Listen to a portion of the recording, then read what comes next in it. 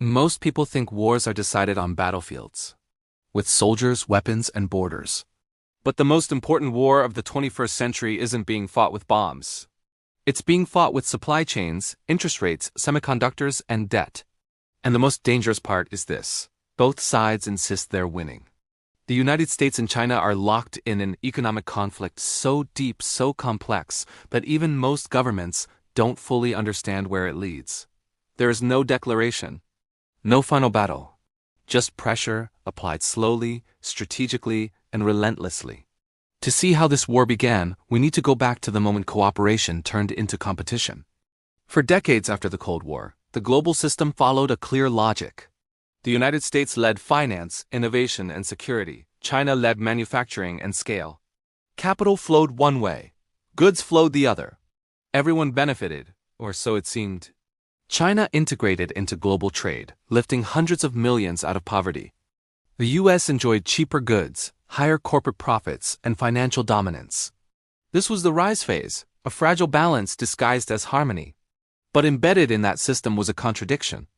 Economic interdependence created strategic vulnerability. The US realized its supply chains ran through a rival. China realized its growth depended on a system it didn't control. The breaking point didn't arrive suddenly. It crept in. Trade disputes escalated. Technology restrictions followed. Tariffs turned into policy weapons. Then came the realization that this wasn't about trade deficits. It was about control of the future. Semiconductors became the new oil. Data became the new territory. Currency influence became silent power.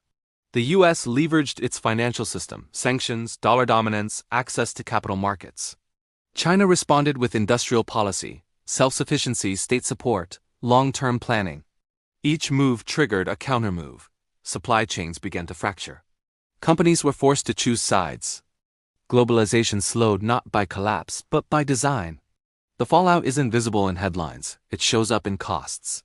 Higher inflation, duplicated production, inefficient redundancy. The world is paying the price of decoupling. Meanwhile, both systems reveal their weaknesses. The US faces rising debt, political polarization, and dependence on financial leverage. China faces demographic decline, capital controls, and confidence constraints. Neither model is breaking. Both are straining. Failed fixes emerge on both sides. The US reshuffles trade partners but can't fully replace China's scale. China boosts domestic demand but struggles to restore private confidence.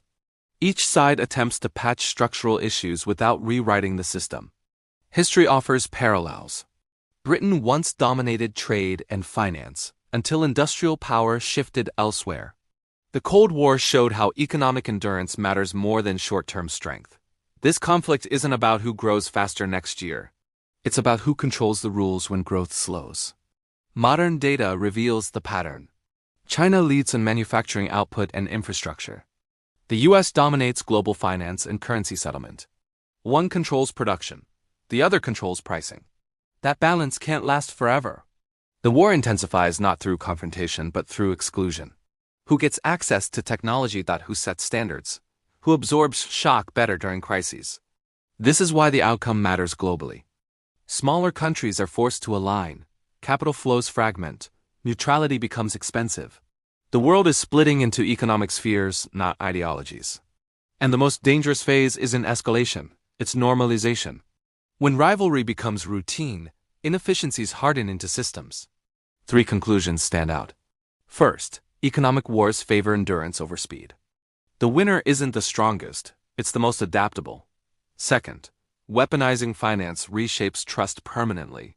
Once access becomes conditional, alternatives emerge. Third, global power shifts don't end with victory. They end with new constraints. The unanswered question isn't whether the US or China will dominate. It's whether the world can afford the cost of choosing. Because this war won't be remembered for who fired the first shot. It will be remembered for how quietly it changed everything.